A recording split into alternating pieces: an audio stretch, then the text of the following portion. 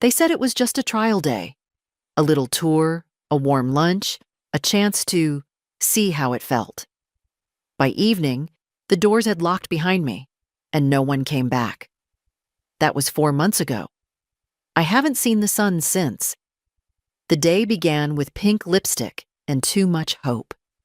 My daughter-in-law insisted on curling my hair, even though I said it wasn't necessary. "Let's make you feel special," she chirped. I should have known then. She's never made me feel anything but in the way. Elliot, my son, drove. Quiet, almost tender, as if soothing a pet before surrendering it. I remember the way his fingers gripped the steering wheel. Too tight, too fast on turns. He didn't look at me much. The place itself didn't look bad. Neutral paint, wide halls, cheerful reception. A woman named Cheryl met us at the door and smiled like she'd been practicing it all week. "We're so glad to welcome you, Mrs. Heller," she said. "Today's just a visit, nothing binding, you're in control." I nodded. Of course I did. You nod when you're 72 and they talk to you like a favor. I let them take my overnight bag, just in case. I should have held on tighter. They showed me a room, small but clean, a bed with too many pillows, a nightstand with a laminated welcome card. "We're glad you're here." I sat in the armchair while Cheryl talked through orientation. I smiled, listened, said all the polite things. Elliot stood in the corner, checking his phone. At lunchtime, they served chicken in a lemon sauce and soft rolls. My tray had a handwritten note. "Hope you enjoy your stay." It felt like a threat. I couldn't finish more than a few bites. By 2 o'clock, Elliot was gone. No goodbye, no eye contact, just a muffled excuse and a quick step into the hallway. Cheryl patted my shoulder. "He'll be back around 6 to pick you up." I waited. At 6:15, I asked the receptionist to call my son. "No answer," she said, after trying twice. "He's probably on the way. Why don't you watch TV in the lounge?" At 7:30, Cheryl returned. "Let's go ahead and get you settled in for the night. I'll make sure the staff has your medications." I told her I hadn't brought any. Her smile faltered for the briefest second. "No problem," she said quickly. "We've got everything in the system. Your file was sent ahead." I didn't remember anyone asking me for a file. I asked again about Elliot. Still no answer, the receptionist said. At 8:30 they brought me a cup of chamomile tea and a small blue pill. "Just to help you rest." I didn't take it. By 9, I was in bed, fully clothed. The room was quiet. Too quiet. I got up, opened the door, peeked into the hallway. Locked. I tried again. The handle turned, but something held it from the outside. I knocked once. Waited. Nothing. Just the faint sound of distant televisions and a hallway camera blinking red. My trial day was over, and they never said when I'd be allowed to leave. At sunrise, I knocked again. Not out of panic. That had drained out of me sometime in the night. But out of plain, stubborn need. Someone had locked me in, and someone would unlock me. Eventually. At 6:45, the door clicked. A young aide entered with a clipboard and a tray. Oatmeal, orange juice, a pill cup. She didn't ask if I wanted it, just set it down, scribbled on her chart, and said, "Breakfast, Mrs. Heller. Vitals next." Then she was gone. I didn't eat. At 7:10, another woman came in. Taller, older, but not by much. "Let's get those vitals," she said. Her name tag read Erica. She had the tired tone of someone who's stopped pretending to care, but still pretends to pretend. "My door was locked," I said. "That's for safety," she replied, without meeting my eyes. "Standard protocol at night." I didn't consent to stay overnight. She didn't answer. The rest of the morning moved like molasses. A group activity at 9:30, which turned out to be 5 residents tossing a balloon to each other in a beige room with faded motivational posters. I sat in the corner. No one asked why I wasn't joining, No one seemed to notice at all. At 11, I asked the front desk for a phone. "Your son left instructions," the woman behind the desk said. "He didn't want you overwhelmed with too much contact on your first day. He'll check in soon." Too much contact. As if I were a delicate wire that might short from a phone call. "He said he'd pick me up," I reminded her. The woman gave a tight smile. "Sometimes families need a little help with transitions. It's normal." Normal. I walked back to my room. The door wasn't locked this time, but I noticed a blinking light above the frame. A camera. Not hidden. Just unspoken. I opened the closet. No coat, no bag, no phone charger. Nothing but a generic sweater folded on the shelf. My blouse from yesterday was gone. At lunch, I met Mabel. She was 84, wiry as a cattail, with sharp eyes and a sharper tongue. "You knew?" she asked between spoonfuls of pea soup. "Apparently," I said. "Trial day?" I nodded. She snorted. "That's what they told me 3 years ago." That was the first crack in the surface. The first real breath I'd taken since arriving. "Did you agree to stay?" I asked. "Don't remember agreeing to much," she said. "One day I was visiting. Next, they were telling me I'd been declared not safe alone." My daughter signed the papers. "Papers?" She nodded. "They keep them ready. People come in on visits. Some never leave." The soup turned to lead in my stomach. At 2, a woman named June from Resident Services stopped by. "We're reviewing your care plan," she said. "You'll meet our house physician tomorrow for a simple evaluation." "I want to leave," I said calmly. Her smile never wavered. "Of course. That's always an option. After the evaluation, and once we confirm capacity. The first few days can be disorienting." She left me a folder. Inside, blank forms, a calendar of activities, and a page titled Your Wellness Path. It had checkboxes for everything from hydration goals to emotional realignment. I stared at that last phrase for a long time. By dinner, I'd stopped asking questions. Not because I was afraid, because I was listening, watching. Mabel passed me a butter packet and whispered, "Wait until the 3rd day. That's when they stop pretending." I believed her, because I already felt it. The pretending had started to peel at the edges. On the 3rd day, they took my signature.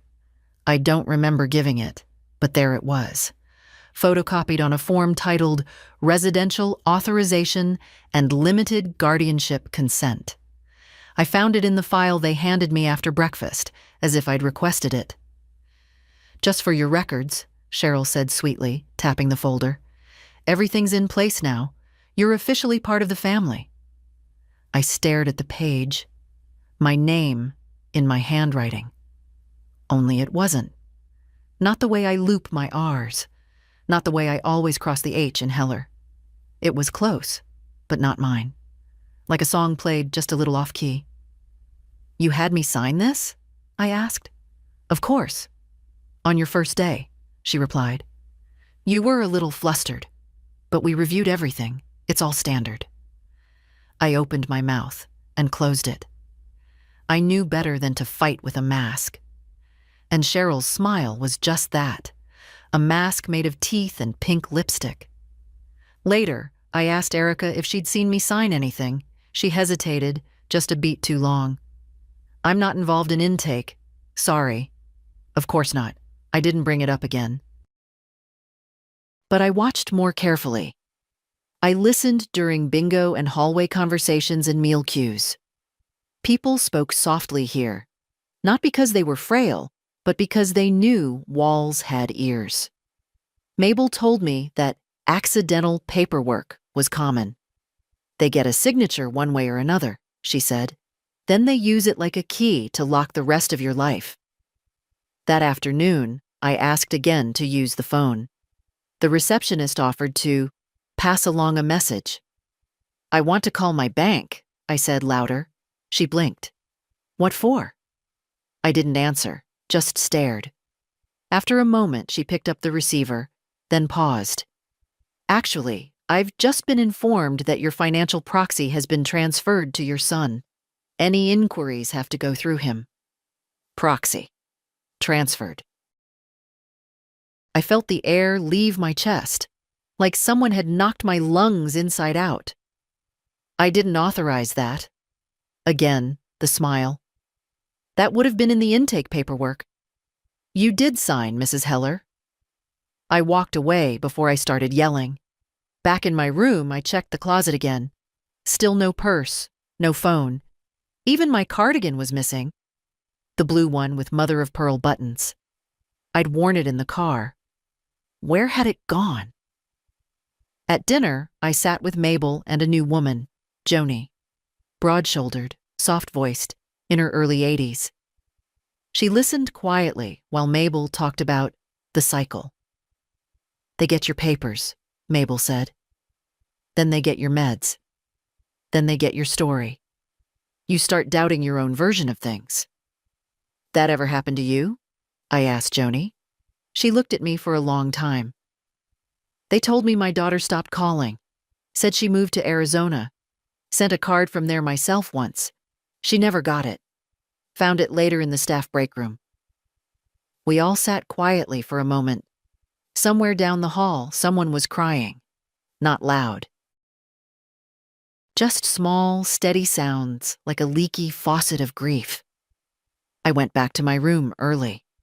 The hallway lights were dimmed, the blinking red camera still watching.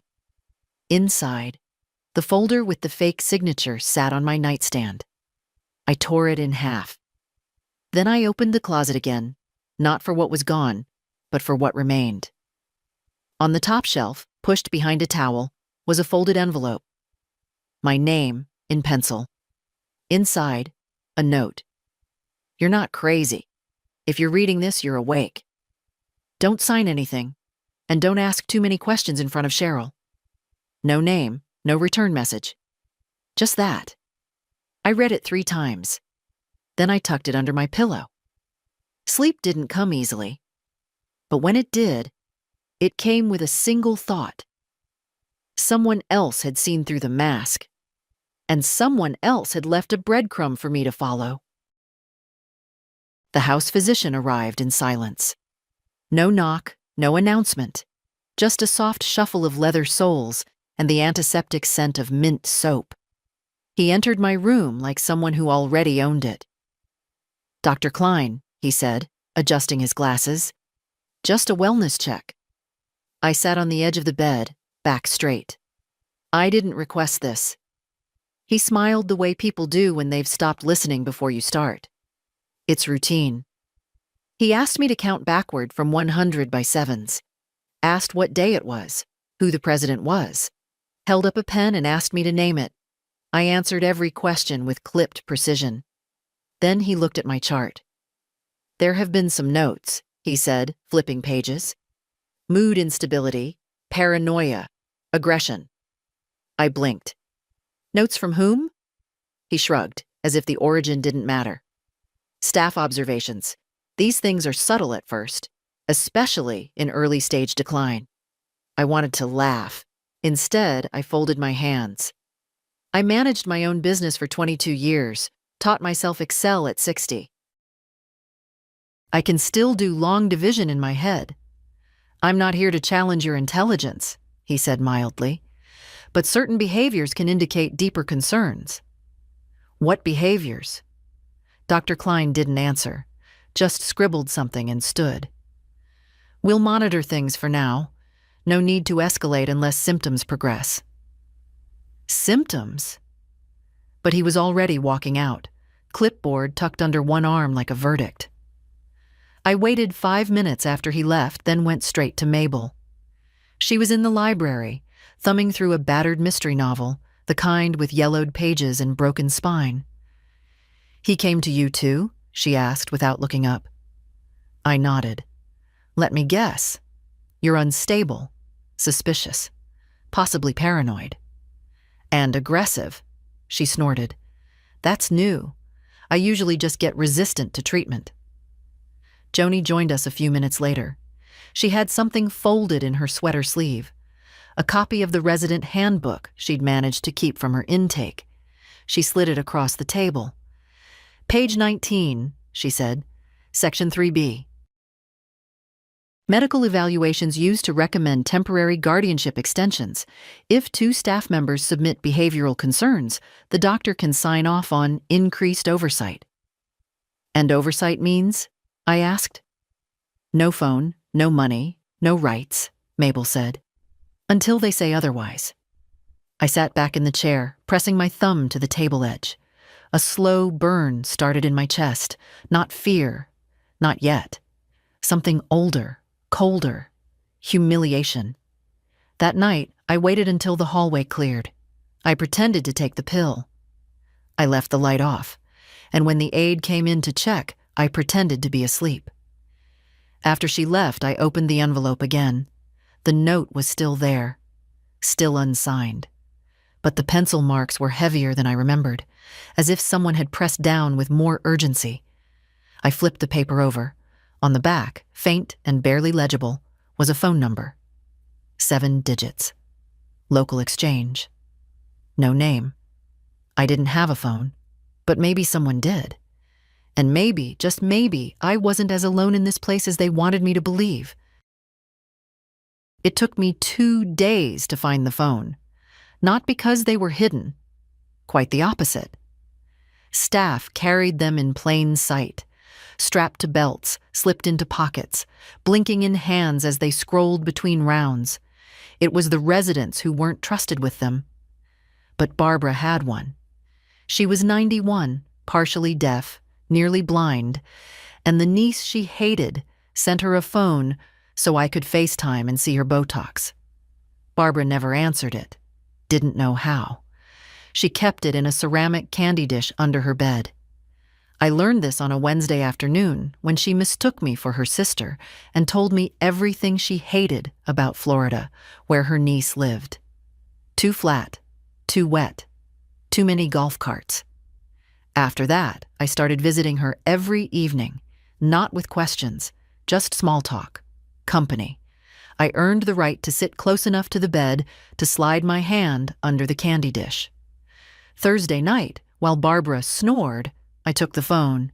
It was ancient, thick, no passcode, battery at 11%. I tiptoed back to my room and dialed the number from the envelope. 1 ring, 2, 3. "Hello?" A woman's voice, low, guarded. I hesitated. "My name is Edna Heller. I found your note." Silence. Then, "How many pillows on your bed?" 4. "Too many." A soft exhale. Relief. "Good," she said. "You're awake." Her name was Nadine. She'd been here 2 years ago. Same room, same folder, same fake signature.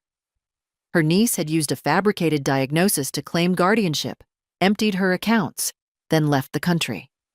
Nadine had fought back, documented, called, filed. But by the time she was discharged, the damage was done. She moved to New Mexico, started again with what she had left. Before leaving, she hid notes. "I hoped someone would find them," she said. "You're the first who did." I told her about the forged signature, the proxy, the false diagnosis. "You need eyes outside," she said. "Someone not on their payroll." "I don't have anyone, not anymore." Nadine was quiet a moment. "Do you remember your banking institution?" "Yes." "Then listen. Tomorrow, ask to check on your automatic insurance renewals. Make it sound casual. See what name the account pulls up. If it's not yours, you have a case. If it's his, your son's, you've got proof. And then, you call the ombudsman. You say the words unauthorized guardianship and financial coercion. That gets attention." The phone buzzed low. 5% battery. "I don't know if it'll work," Nadine said. "But it's what I'd do now. Don't wait. They move fast once you stop playing along." "Why are you helping me?" I asked. "Because someone should have helped me." the line cut off. I sat in the dark with the phone in my hand and the weight of someone else's memory pressing against my ribs. Barbara never noticed it was gone. The next morning, I went to the front desk. Smiled, light, friendly, like a woman asking for her knitting pattern. "I just realized I might have missed renewing my supplemental insurance," I said. "Can you check what account I have listed?" "Want to make sure the payment didn't bounce." The receptionist nodded, typed, then frowned. "Looks like your son's name is primary. Elliot Heller. You're listed as dependent." "Really?" I said softly. She gave me a polite, empty smile. I thanked her and left. Later that day, I slipped the phone back under Barbara's bed. It was dead now, but I didn't need it anymore. I had what I needed: a name, a line, and the beginning of something they didn't expect: a woman who remembered exactly who she was.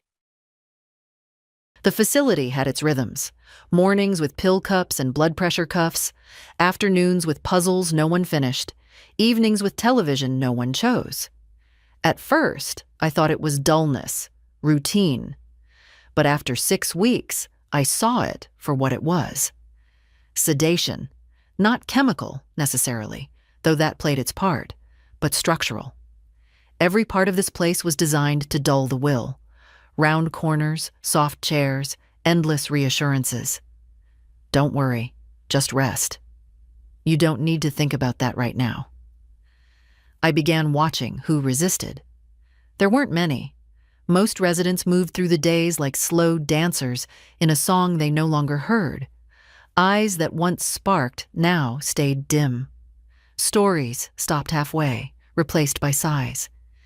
Even Joni had grown quieter since the physician increased her stability meds.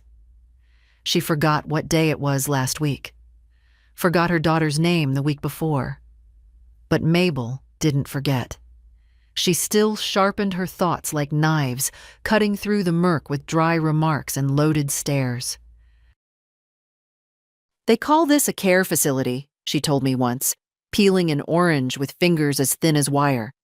"But really, it's a vault, except the gold's still breathing." I started keeping notes.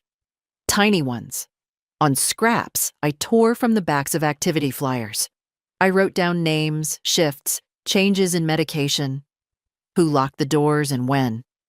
I tucked them behind the lining of my slipper. They never checked the slippers. On Tuesday, I saw Erica slipping a brown envelope into Cheryl's office. She looked tired. Not the kind of tired that comes from work, but the kind that comes from biting your tongue too long. When she saw me, she froze. Our eyes met for a second too long.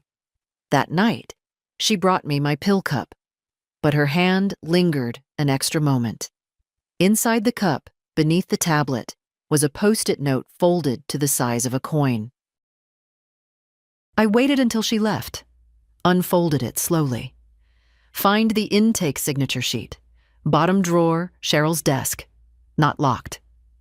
My hands trembled, not from fear, from something else, like old adrenaline waking up in my veins. The next morning, I pretended a headache, skipped balloon circle, waited until 10:30 when Cheryl took her smoke break on the back porch. I counted 30 seconds after the door clicked. Then I slipped into her office. It smelled like peppermint and toner. The bottom drawer was heavier than I expected. Inside, files, tabbed folders, Post-its, a laminated floor plan. I found the intake packet with my name. There it was, page 3, signature of resident. The scrawl was mine, in name only. I took a deep breath and slid the whole page into my waistband. Then I closed the drawer and walked out without looking back. Later, in the bathroom, I pressed the page against the tiled wall and stared. Date, April 3rd. Signature, E. Heller. Witness, C. Martin. I hadn't held a pen on April 3rd. I hadn't even known there'd be a signature. By evening, I sat on the bench near the greenhouse, pretending to read. I folded the page into my crossword book and thought about what Nadine had said. You need eyes outside. I had no lawyer, no advocate, but I had something better, a grandson, Eli. The only one who ever remembered my birthday without being reminded. The one who used to spend weekends building birdhouses in my backyard. The one who always said, "You see more than you say, Gran." I hadn't said much in 4 months, but now I was ready to speak, and Eli was going to hear everything. Eli always answered on the second ring, even when he was in class, even when it was inconvenient. It was one of those things I never asked him to do, but he did anyway, like walking on the traffic side of the sidewalk, like calling just to say, "You crossed my mind today." But I hadn't called him once since I arrived here, because I didn't have a phone. Until now. Barbara's, again. Borrowed on a Tuesday while she napped through Jeopardy reruns. I dialed, heart in my throat. "Gran?" His voice, deepened since college, warm like river stones in summer. "Hi, baby." A pause. "Where are you?" he asked, already cautious. "I need you to listen very carefully. Don't interrupt. Just let me talk for 60 seconds. Can you do that?" Another pause. Then, "Yeah. Okay. Go." I told him everything. Quietly. Slowly. I told him about the signature I never gave, the guardianship I never agreed to, the accounts I no longer controlled. I told him about the locked doors, the note from Nadine, the pill they tried to hand me each night. I told him I needed help. Not rescue. Help. Because I wasn't broken. I was captured. When I finished, I waited. All I could hear was his breathing, measured, shallow. Then, "I'm coming. Don't tell anyone, not even the nice ones. I'll be there Friday." He didn't say goodbye. I slipped the phone back where it belonged and slept like I hadn't in weeks. On Friday, I wore lipstick. Not out of vanity, but defiance. Coral pink, the kind that used to make my late husband smile when we went to church. I brushed my hair smooth, tucked the forged signature into the lining of my crossword book, slipped the book under my cardigan. Then I waited in the courtyard, near the lilies. At exactly 3:15, he appeared. Taller than I remembered, leaner, but the same dark eyes. He wore a flannel shirt and jeans, and the look of someone trying to hold down fury with both hands. I stood. We didn't hug. Too risky. Instead, I nodded toward the bench. We sat. "I brought a scanner," he said quietly, pulling a tiny device from his backpack. "And a burner phone. Don't ask where I got it." I wasn't going to. He scanned the page, took 3 photos of it, then another of my ID badge. "I've already spoken to a legal aid volunteer," he said. "They're waiting for this. Once I send it, it triggers a formal inquiry. There'll be paperwork, a review board. You'll be contacted within a week. And if they try to bury it?" He looked me in the eye. "Then we make noise." The wind stirred the hem of my sleeve. I felt suddenly very tired. "Gran," he said gently, "how did you last this long?" I smiled. They underestimated the wrong old woman. He stayed 10 minutes. When he left, he didn't look back. Neither did I. That night, I skipped the pill again. I stared at the red light above the door, unblinking. Let them watch. Let them mark it down. Because someone was watching back now. And soon, they'd see more than they wanted to. The first sign that something had shifted came Monday morning. Cheryl's smile didn't quite reach her eyes. Her lipstick was smudged at the edge. She called me Ms. Heller instead of the usual sing-song Edna. It was subtle, but after 4 months in this place, I'd learned to read tremors beneath the surface. At breakfast, Mabel leaned close and whispered, "Someone's pacing behind the scenes." "How do you know?" She tilted her chin toward the hallway. 2 suits in admin already today, and Cheryl's been on her third coffee since dawn. I kept my face still, but inside something stirred. It was working. The call I'd made with Eli, the scan, the file, the flagged guardianship, it hadn't disappeared into a bureaucratic void. It had landed. Hard. After lunch, a woman I'd never seen before asked me to come with her. No badge, no uniform, civilian clothes and a legal pad. "We just have a few routine follow-up questions," she said. "About what?" "Your care plan," she said, "and recent evaluations." She led me to a private room. Bright light, 2 chairs, 1 table. I sat. She didn't offer her name, but I saw a seal on her folder, something state-affiliated. "Do you feel safe here, Mrs. Heller?" I met her eyes. "I've felt watched, managed, and erased, so if that's what you mean by safe, then yes. Very." She didn't blink. "Do you recall signing documents regarding guardianship or power of attorney?" "No, and I have reason to believe my signature was forged."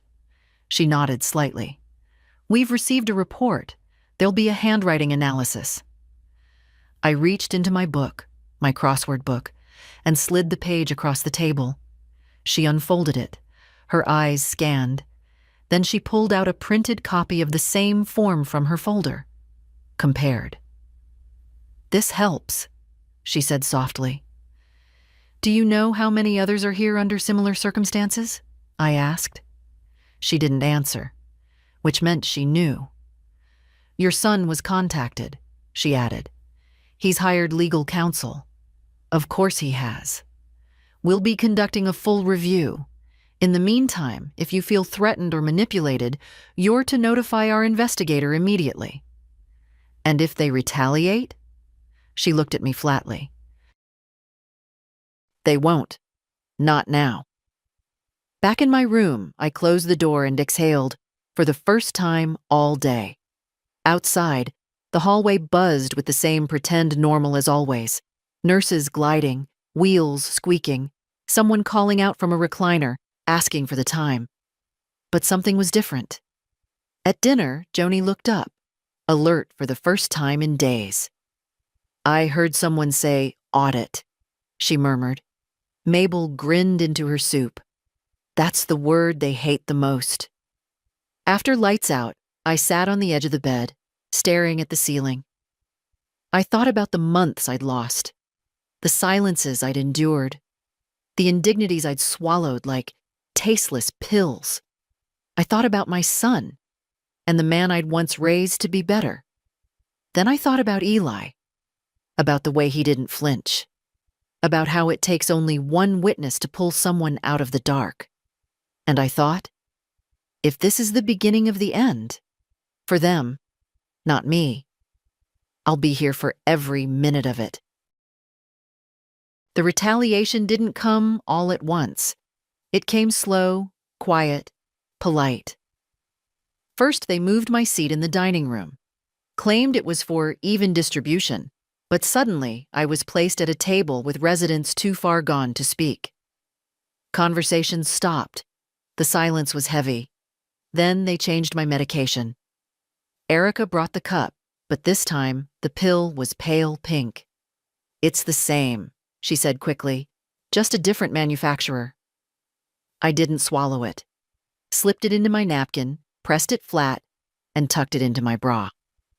2 hours later, I felt lightheaded anyway. My tea had tasted faintly bitter. I didn't finish it, but maybe it didn't take much. That night, I didn't dream. The next morning, I confronted Erica. "You switched my meds." She looked around. "I'm not allowed to discuss medication with residents." "You already did." Her eyes darted to the camera in the ceiling corner. Then she leaned in. "You need to be careful. Cheryl's nervous. She thinks you're building something." "I am." She hesitated. "Then don't eat anything she hands you. And never take the drinks from the cart after 4 p.m. I nodded. "I want one more thing from you," I said. She raised an eyebrow. "I need a printer." Her lips parted, surprised. Why? Because I have something to write. The next evening, tucked in a cart of jigsaw puzzles no one touched, there was a battered printer, scuffed but functional. No ink cartridge, but Erica slipped me one the next morning in the cover of a gardening magazine. I waited until lights out. Then I plugged it in, printed one page at a time, careful to keep the volume low. 4 copies, each one titled. They told me it was just a trial day, what really happens inside the Linwood facility. I wrote it like a witness. Just facts. Dates, names, timelines, the locked doors, the false diagnosis, the guardianship fraud. No drama, just truth. I left one copy in the library between 2 Danielle Steele novels, another in the staff lounge, slipped into the binder marked Safety Protocol. One I slid under Cheryl's office door. The last I kept. For Eli. 2 mornings later, I was summoned again. Not to a review room this time, to the director's office. I'd never been in there. Dark wood furniture, a polished nameplate that read, Douglas R. Hume, Executive Director. He was younger than I expected. Late 40s, thin hair, a nervous smile. Mrs. Heller, he began. Please, sit. I remained standing. He gestured to the chair anyway. We've received some concerns, and I wanted to offer you the opportunity to clarify a few things. Perhaps redirect this misunderstanding before it becomes unnecessarily complicated. Misunderstanding? He folded his hands. It's not uncommon for residents to feel disoriented in the early months, especially when outside parties, like grandchildren, become involved and escalate things that don't need escalation. I'm lucid, I said calmly, and I have documentation. I'm aware, and we take accusations seriously. But you need to understand the damage this kind of attention brings to our community. Reputations. Funding. Freedom, I interrupted. What damage does it do to that? His face twitched. Just slightly. You're comfortable here, aren't you? Safe? Fed? I was captured, I said, not housed. He leaned forward. Let me speak plainly, Mrs. Heller. You're making this very difficult for your son. He's been trying to do what's best for you. If you continue on this path, it may cause a complete breakdown of your relationship. I smiled. That relationship broke the day he locked me in without a key. He looked away first. When I left the room, my knees were shaking, but I kept my head high. In the hallway, Erica passed me a folded note. Just one word inside. Ombudsman. Wednesday. 3 more days. I could make it. 3 days feels short until you're counting hours. I marked each one by the sound of the food cart wheels, the ring of call buttons, the shuffling of slippers down the corridor. I didn't sleep much. Too many things turning over in my mind. Words, mostly. The right ones. Sharp enough to cut through the smiles. Wednesday came. The ombudsman's arrival was quiet. No announcement. No fanfare. Just a woman in a dark blue blazer walking through the front doors like she belonged, carrying a leather briefcase and no expression. Her name was Marlene. Late 50s. No jewelry, no scent. Just focus. They brought me to a conference room with no windows and a pitcher of lukewarm water. Mrs. Heller, she said, shaking my hand. I've reviewed the preliminary complaint and supporting documents. I'd like to hear it from you directly now, in your own words. So I told her. Everything. No embellishments, no trembling. Just the truth. The drive with my son. The trial day lie. The locked doors. The missing belongings. The falsified signature. The forced medication. The change in financial control. The proxy. She asked sharp, specific questions, took notes without looking down, occasionally nodded, never interrupted.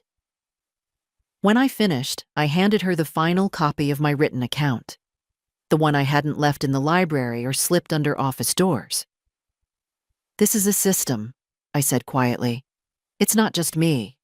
I've seen others here, bright, aware women, made small, made forgettable, made pliant." Marlene looked me in the eye. "We're opening a formal inquiry. Effective today, the facility is barred from altering your medical or financial status in any way until the investigation concludes." And what does that mean? It means they'll be nervous. And it means you're not invisible anymore. When I stood to leave, she touched my arm. "One last thing. You're brave. Most don't speak. Most think it won't matter." I met her gaze. I kept quiet my whole life. I thought patience would earn me peace. And it earned me a locked room. Outside, the hallway felt narrower somehow, like the walls knew what was coming. At lunch, Mabel raised an eyebrow. "Well?" "She's real," I said. "And she's watching now." That night, someone knocked on my door. Not Erica, not Cheryl. Joni. She stepped inside like she wasn't sure she was allowed to. She held something in her hand. A postcard. Faded beach photo on the front. Printed in crooked cursive. "Greetings from Tucson." On the back, "Wish you were here. Love, Lila." "My daughter," Joni said. "It arrived today. First one I've seen in months." I looked at the postmark. It was dated 8 weeks ago. "It was held back," I whispered. Joni nodded. Her eyes were wet, but her voice steady. "You shook something loose." I reached for her hand. We sat in silence. Not sadness. Recognition. By morning, the whispers had started. In the lounge, the garden room, the dining area. She's not just another old woman. They're finally looking at the paperwork. They're scared now. And they should be. Because I wasn't done. Not by a long shot. It was Friday afternoon when Eli returned. He didn't come through the front this time. Too risky.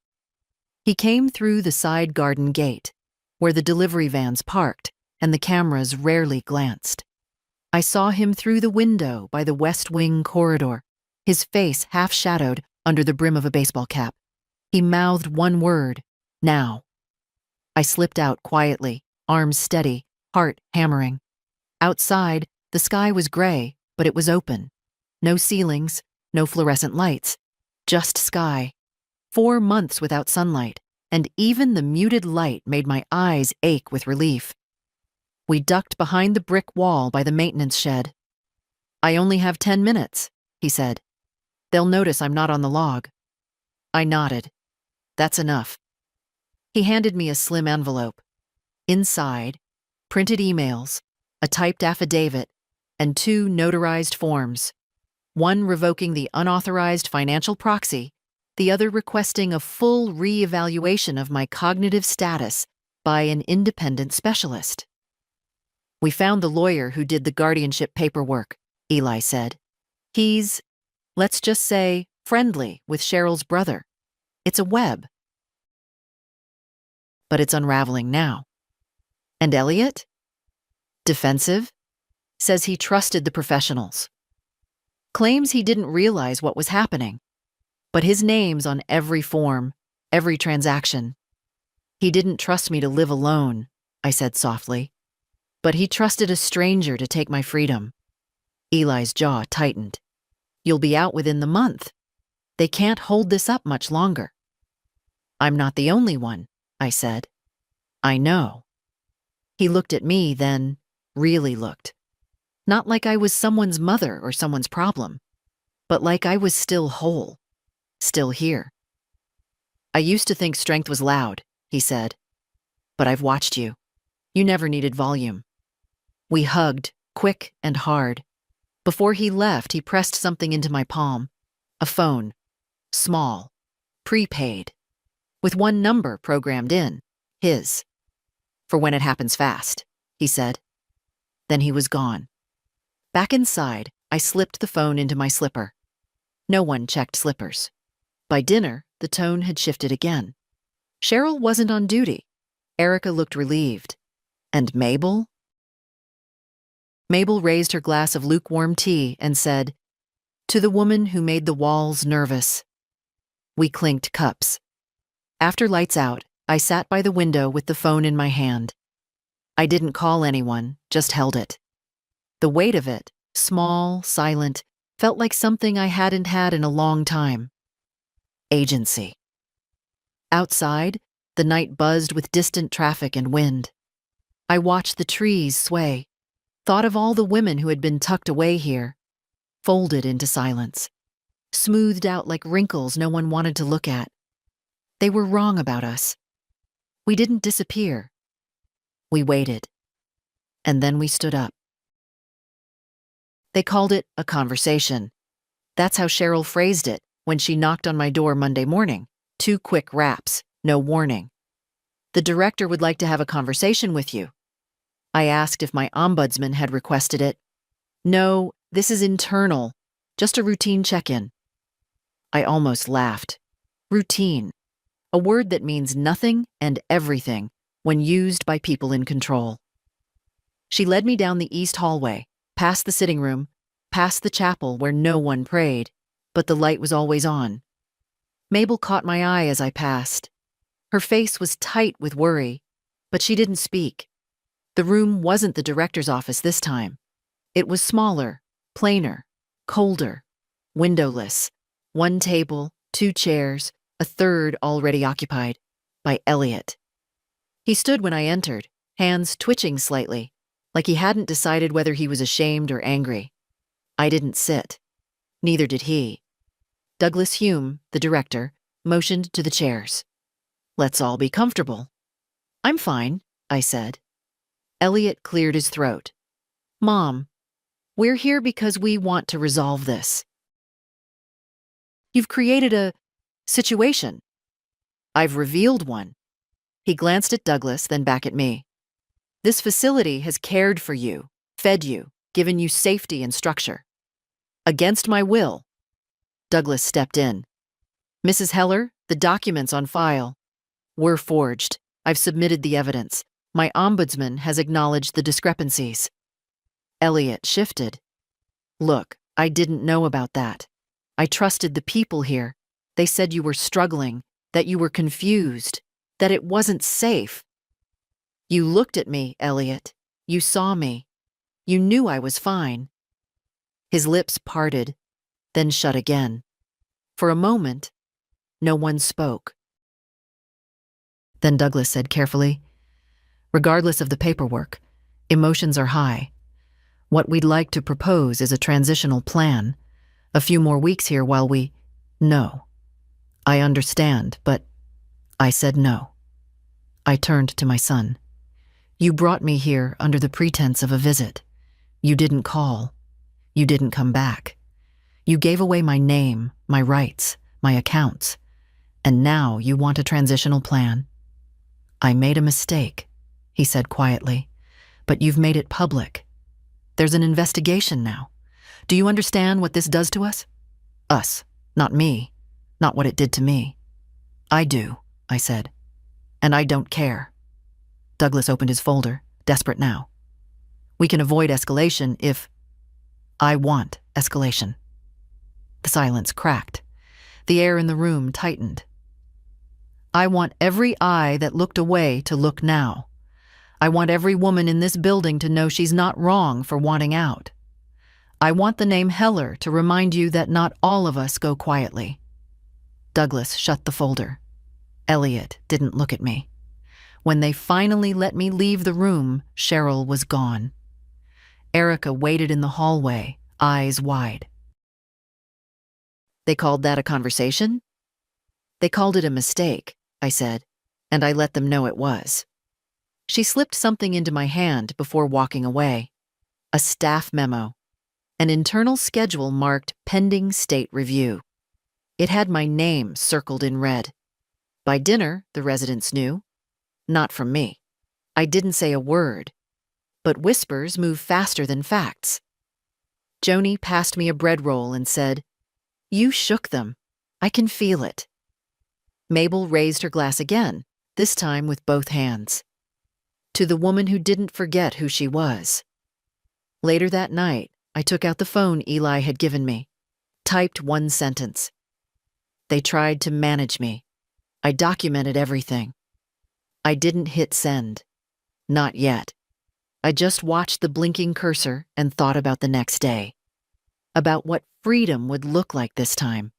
Not a house, not a key. Just no more doors locked from the outside. Tuesday began with gloves, not the latex kind. White cotton, worn by two men from compliance services, as embroidered on their navy polos. They moved quietly through the west hallway, checking locks, scanning badges, taking photos. One knelt to measure the door width of Joni's room. Another stood outside the medication cart, scribbling furiously. By 10 a.m., the staff lounge door had been propped open. By 11, Cheryl's office had been emptied. Erica passed me in the hall without speaking, but tapped twice on the side of her clipboard, like a drumbeat only I could hear. It's happening. At lunch, a new nurse handed me my tray. Her name tag read, Temp Staff. No smile, no cooing, just, Mrs. Heller, chicken or beef? I chose chicken. I didn't eat it. I sat at my table, the one they'd stuck me at after I made too much noise. But today, someone new had been placed across from me. A woman with sharp shoulders, white braid, and no expression. She looked at me once, then down at her tray, then back up again. They're opening the files, she said. Not a question. I nodded. My daughter tried the same thing, signature, diagnosis, full proxy. Only she didn't count on the fact that I used to be a forensic accountant. Your name? I asked. Jean. I'm Edna. I know, she said. Everyone knows now. After lunch, I was called into the conference room again, but this time, the chairs were filled. 3 people from the Ombudsman's office, 2 from the State Elder Rights Board, 1 lawyer in a tan suit who introduced herself as External Review Counsel. No Elliot, no Cheryl. And Douglas? Not in sight. Marlene, the Ombudsman, did the talking. We've concluded the preliminary phase. Your complaint has been upheld. The facility is in violation of multiple statutes regarding consent, guardianship, and financial delegation. Immediate corrective measures are being implemented. I waited. There is, however, the matter of your discharge. She looked at me, steady and direct. You are now free to leave, Mrs. Heller. Effective immediately. I didn't exhale, not yet. You'll be assigned a transition advocate to assist with housing, if needed. Your banking access has been restored. All guardianship documentation has been rescinded. Still, I didn't move. The lawyer leaned forward. You did this. No one else. Then I nodded. And finally, I breathed. When I stepped out of the room, Mabel was waiting near the vending machine. Well? I'm leaving. She looked down, then back at me. You'll write about it? I already did. Good. Someone needs to remember. I hugged her. Not long, not soft, just firm. Real. I found Joni in the garden room. She pressed something into my palm. The Tucson postcard, creased at the edges. I want you to keep it, she said. You remembered me before I remembered myself. Outside, a taxi waited. They offered to send a shuttle. I declined. I wanted something with windows. As I stepped into the sunlight, the driver turned the mirror slightly. Big day? He asked. You could say that. He pulled away from the curb. I didn't look back. I kept my eyes on the sky. Even cloudy, it was wide, untamed. The air didn't smell like bleach or coffee or distant grief. It smelled like wind. My hands shook in my lap. Not from fear, from weightlifting. 4 months. 4 months since the trial day that never ended. Now it had. And so had something else. Whatever version of me they thought they had, compliant, quiet, manageable, that version didn't survive. I didn't leave angry. I left alert and free. I didn't go back to the old house. Too many locks, too many ghosts, and Elliot had the keys anyway. Instead, I checked into a long-term stay motel on the edge of town. Nothing fancy. Laminate floors, chipped dresser, a kitchenette that smelled faintly of toast. But the door locked from the inside, and that was enough. The first night, I kept the window cracked just to smell the traffic. The second, I slept without dreaming. By the third, I wrote again. Not notes this time, not reports or warnings, just the truth, as it unfolded now. The feel of plastic cutlery in a quiet room, the way it takes time to trust silence again. The odd thrill of choosing your own bedtime. I sent Eli a photo of my room. He replied, "Not bad for a revolution headquarters. He came by that weekend. We drank tea from paper cups and sat on the floor because the chairs were wobbly." "You're officially off every form," he said. "Bank, health proxy, legal standing, all yours again." "And the facility?" "They're restructuring. Cheryl's under review. Douglas resigned." "You made noise, Gran." "I told the truth." He smiled. We didn't talk about Elliot. There wasn't much to say. 2 days later, I received a letter. Thin, white envelope, postmarked locally, no return address. Inside, a folded sheet of paper and a single sentence. "Thank you for proving we're not invisible." No signature. But I knew who it was from. Or maybe it was from all of them. Mabel, Joni, Jean. Every woman in that place who learned to whisper again.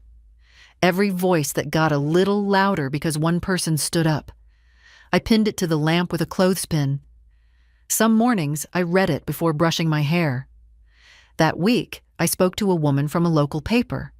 Eli had arranged it. "Just an interview," she said. "Just background."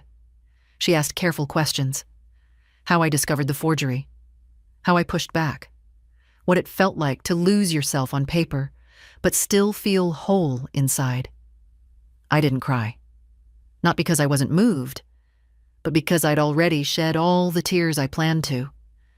The story ran Sunday. Page 2. Headline: Trial Day. Turned captivity. One woman's fight for her freedom. They used a photo of me walking out the front doors of Linwood, head high, cardigan buttoned to the throat. I looked like someone's grandmother, which of course I was, and also someone they never saw coming. After that, more letters came. Typed, handwritten, even one scribbled on the back of a grocery list. "My sister's going through this now. Can you tell me who to call?" I thought I was alone. I started keeping a file, not for evidence, for them. A quiet map of women waking up. Sometimes I sat in the motel laundry room with my notebook on my knees and answered 5 in a row, my fingers stiff but steady. Sometimes I didn't answer at all, just held them. The weight of each letter reminded me that the fight wasn't over, but I wasn't tired, not anymore, and I wasn't small. I'm not a hero. I'm not brave in the way newspapers like to print.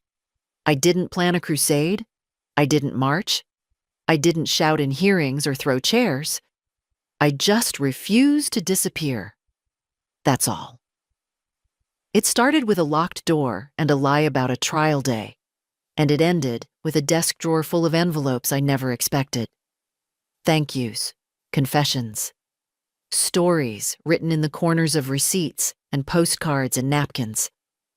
Women I've never met wrote to say they believed me. Women I've never met wrote to say they believed themselves for the first time in years. The motel let me extend my stay at half rate when I told them why I was there. The front desk girl started leaving me envelopes at night, no questions asked. Sometimes just flyers, sometimes typed pages with yellow highlights. I think this happened to my grandmother, one note said. I never asked. I answer everything I can. I don't sign my full name anymore, just E.H. People seem to know what it means. Joni got out a month after me. Her daughter flew in from Arizona, crying at the terminal, swearing she never knew. Maybe she didn't. Maybe someone intercepted the calls like they intercepted mine.